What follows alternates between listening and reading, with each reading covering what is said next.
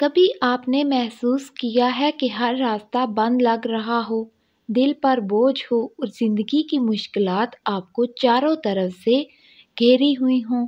سوچیں، اگر کوئی ایسا راز ہو جس سے غائب سے مدد کا دروازہ کھل جائے، ایک ایسا عمل جو آپ کے دل کا سکون لوٹا دے۔ آج ہم آپ کو ایک ایسے مجرب نسخے کے بارے میں بتائیں گے جو ہر رنج و غم کو ختم کر سکتا ہے۔ زندگی میں پریشانیاں کس کو نہیں ہوتی، کبھی مالی مسائل، کبھی بیماریاں اور کبھی اپنوں کی ناراضگی۔ لیکن سوال یہ ہے کہ ہم ان مشکلات کا سامنا کیسے کریں؟ ہماری کتاب ہدایت قرآن کریم اور سنت رسول صلی اللہ علیہ وسلم میں ہر مشکل کا حل موجود ہے۔ اللہ پاک قرآن کریم میں فرماتا ہے وَأُفَوِّضُ أَمْرِي إِلَى اللَّهِ إِنَّ اللَّهَ بَصِيرٌ بِالْعِبَادِ۔ ترجمہ، اور میں اپنا معاملہ اللہ کے سپرد کرتا ہوں، بے شک اللہ بندوں کو خوب دیکھنے والا ہے۔ یہ آیت ہمیں سکھاتی ہے کہ جب زندگی کی مشکلات بڑھ جائیں تو ہمیں اپنے معاملات اللہ کے سپرد کر دینے چاہیے۔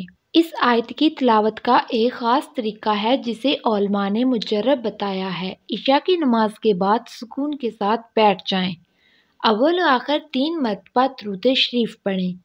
اس آیت کو 101 مرتبہ پڑھیں۔ وَأُفَوِّضُ أَمْرِي إِلَى اللَّهِ إِنَّ اللَّهَ بَصِيرٌ بِالْعِبَادِ۔ آخر میں دوبارہ 3 مرتبہ درود شریف پڑھیں۔ اپنے دل کی باتیں اللہ سے کریں اور اس سے مدد مانگیں۔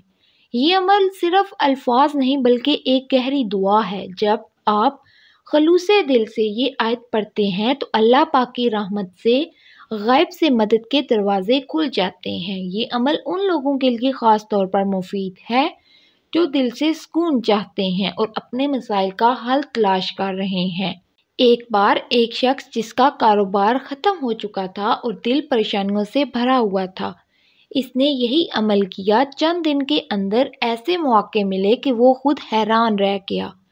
یہ صرف ایک مثال نہیں بلکہ ہر وہ شخص جو اس عمل کو خلوص دل سے کرتا ہے ضرور فائدہ اٹھاتا ہے۔